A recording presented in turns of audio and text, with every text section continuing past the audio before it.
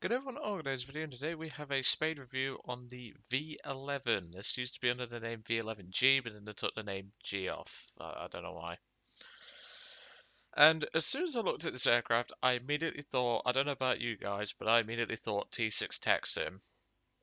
Looks very similar to one of those, but of course it's not. But it just looked like the airframe itself just looks so familiar to me. I was like, T6 Texan, that just looks like a trainer. And, well, you can kind of understand that. So this aircraft comes in at rank 1, battle rating 1.3, and is part of the Chinese Air Force. And, yeah, this thing's a bit 50-50. Now, it was a lot more fun to spade than the PBM, that I will say, but it was just strange to me because this thing just doesn't feel right. I don't know why, but it just feels insanely maneuverable, yet it's got really bad horsepower. I don't understand that, but to be fair, the wings are quite large, so it's got plenty of lift. And the control surfaces, other than the rudder, are very responsive, up to around 250 miles an hour anyway. So it's got good control, and that's one thing you can put to the advantage of yourself. So in terms of armament, we've got four 7.62 Browning machine guns with 600 rounds each. Now these aren't amazing. I use Universal on my belts. I'm probably going to try Stealth, to be brutally honest. They might work a little better. But the guns don't tend to hit that hard, as you would probably expect from a 7.62 American cartridge. If you see my P26A34, you'll see what just two do. So yeah. You do have a back gunner though. He has access to a single 30 caliber machine gun, which is about as useful as tits on a fish. It doesn't really work that well, and well, not really a lot you can do with a single 30 cal. I'd rather it be twin, but you can't always get what you want. There's quite a lot of fuel spread around it, well, spread across the aircraft, and this, as a result, makes this aircraft rather flammable. And given this thing has no armor, you can kind of understand that this thing is very prone to setting on fire. Now, it is quite tanky. This thing can take quite a beating. Its engine can't, which I'll go into the engine in just a second, but it's certainly an aircraft that I would personally say is reasonably tanky. Just don't get hit in the engine. It's like the BA-65. I tend to see those things taking quite a beating, but the second you hit the engine, it's screwed. Speaking of the engine, let's go into it. It's a Wright Cyclone R18 2052 with 700 horsepower on 100% and 800 horsepower on web. Now, to some biplanes, that may not seem like it's not lacking power, but you got to remember this aircraft is a lot heavier and also carries a lot more, shall we say, weaponry than a typical biplane. Having only 800 horsepower or 700 if you're not weaping is quite poor, to say the least. And this thing does feel a little underpowered, thus the climb rate is garbage. Let's put it this way, I've seen hikers climb mountains quicker than this thing gets up to altitude, but even so. Now, you do get access to some external payloads, as you can probably tell by the bomb racks just here. You only get two though. A single 500-pound bomb, or two 250-pound bombs. The two 250-pound bombs do not drop separately. They drop as a pair. So personally, I just go with the 500-pounder, which I'll show in a second. But it's really your choice. If you want a little less weight, go with the 250s. I mean, the bombs will weigh the same anyway, but it's a little more spread out. But so little spread out, it's not going to make much of a difference. So I just recommend taking the 500-pounder. And overall, I didn't mind this Spade. It was certainly enjoyable towards the end after I got a couple of engine upgrades, but at the start it didn't go particularly well. But from the battle you're going to see today, this thing is certainly very capable. But first, let's go take a look at the table and see how the aircraft did in my hands. I'll see you in a minute. And now you join me on my desktop. We are going to be taking a brief look at how the aircraft did across the Spade. It only took 4 matches, thankfully.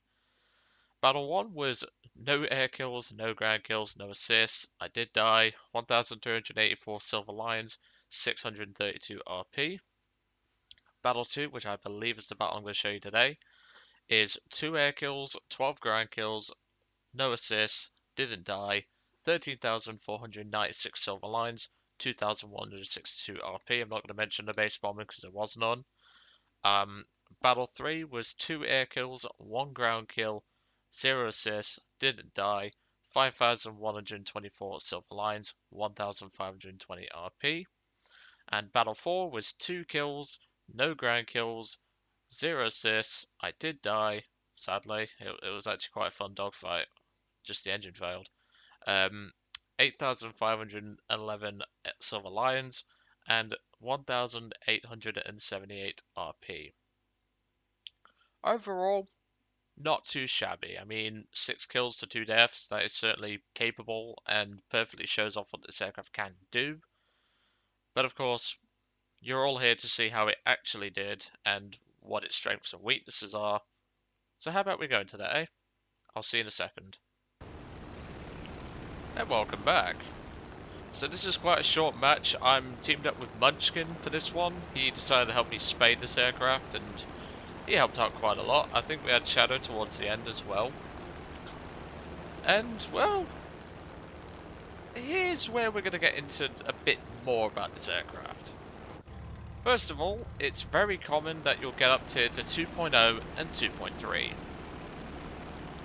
As you can imagine, that isn't good, especially when you have this little horsepower. So this is the second match of the aircraft, so you're going to see the 2 air kills, 12 ground kills, etc. And, well, at this time I didn't have bombs unlocked, and the only thing I did have unlocked was I think I had the belts and the compressor, I think, if I remember rightly.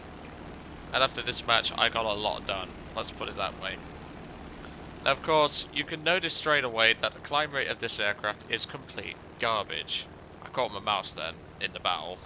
I was trying to grab a drink, but then I caught my mouse as my hand was moving across. But yeah, as you can tell, climb rate is dog shit. I've seen hikers climb mountains quicker. Now that's not to say you still can't get into position. If I was to put the climb rate in terms of feet, well, I mean you could convert it to meters, I'd put it in the region of about 1,000 to 1,500 feet a minute. That isn't impressive in the slightest, but it's better than no climb rate, isn't it? Now, of course, remember, this thing ain't designed a dogfight, but it can certainly handle itself against most monoplane aircraft.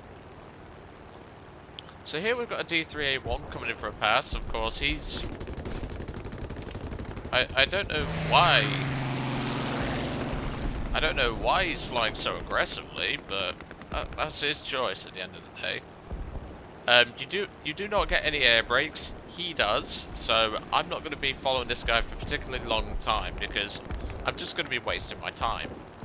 Munchkin's in his HE112A0, which I've seen a lot more of those lately. Have they given the gun a buff or something? But anyway, I told Munchkin to break off. There's no point in pursuing him. But I'm just keeping an eye on him in case he goes for Munchkin, because after all, he's my squad mate. I have to back him up. But Yak 7 there deletes him, and that's the end of that poor little D3A1 battle. So at this point, me and Munchkin form up, and we're going to go and head into the swarm, because as you can tell, most of the enemy team is on the deck. You did see I believe it was an F3F up at altitude, and also at Hampton, but yeah, don't worry about them. So at this point, as you can see, a MiG-3 and I believe an I-16 are now double team. No, it's the Yak-7, and now double teaming this poor F3F. So I said to Munchkin, you go deal with the others, I'll take care of this guy. And this is where we're going to see the firepower being rather lacking. Now remember, the replay doesn't always show all the bullets hitting, but I was hitting him with all 4 guns, and as you can tell, it is pitiful in its damage output. But eventually, if you line it up on the cockpit, you can get yourself a kill. Kill number 1. And this is where I started to get the feel for this thing. Obviously, it's got a poor climb rate, but I can still make it work. Of course, I knew this guy at 20s, and here you can see the controllability. At low speed, the rudder is surprisingly effective, and the roll rate is actually rather good. You can match some fighters move for move with this thing. Of course, he's coming for another head-on, and he also attempts a ram, but completely misses. So now I turn around to help Munchkin, but Munchkin's faster than me, and he's able to get into position better. But of course, those two decide to give each other a hug, so now we've lost a yak in exchange for the Nicky. Some may see that as a poor trade, but again, you can't always get what you want. So at this point, I said to Munchkin, well, I need to get some mods done on this aircraft. Mind if I go farm? And he was like, yeah, go ahead, I'll cover your ass. And to be honest, there isn't really much left on the enemy team anyway. There's 2 Hamptons, a Potes, and a F3F, which we saw earlier. This is also where we're going to see the armament being a bit poor for ground strike as well. Now, some may say, but Joe, a Russian ground attacker has the same caliber, and that's what it's like doing a ground attack run in this thing, by the way. It's a lot of flak tends to shoot at you. As I was saying, the issue is that the Russian guns have better belts, higher fire rate, and they just seem to do more damage against ground targets. And as you can tell, it takes a lot more bullets from my guns to put down a AAA truck than it would a Russian aircraft machine gun of low caliber like 7.62. And that's really what limits this thing. If it had better guns, this thing would be great. I'm fairly certain it would be great, because once you get it spaded, the aircraft does climb a little bit better. And just overall, it's a lot better than, well, it's a lot better than some of the other ground patterns I've flown.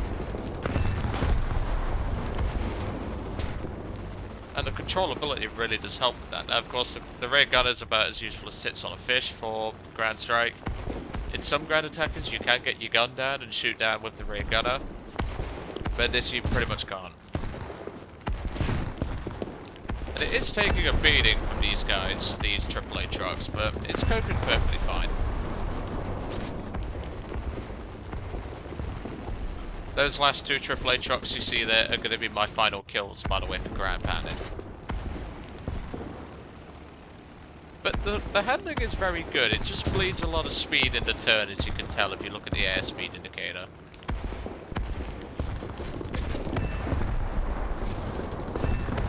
And there we go. That's my contribution in terms of ground kills. Now, of course, I could only really kill the armored cars because I didn't have the bombs at the time. And even if I did, I wouldn't be flying back to base in adequate time anyway, because the match is about to end in less than 2 minutes. So, yeah. The only things you can really kill are the light trucks and armored cars. But the armored cars still give ticket bleed, and we're ahead on tickets now, thanks to me. So, there you go. So obviously I'm keeping an eye on the other Hampton for Munchkin, because he's going to have to come and deal with it later.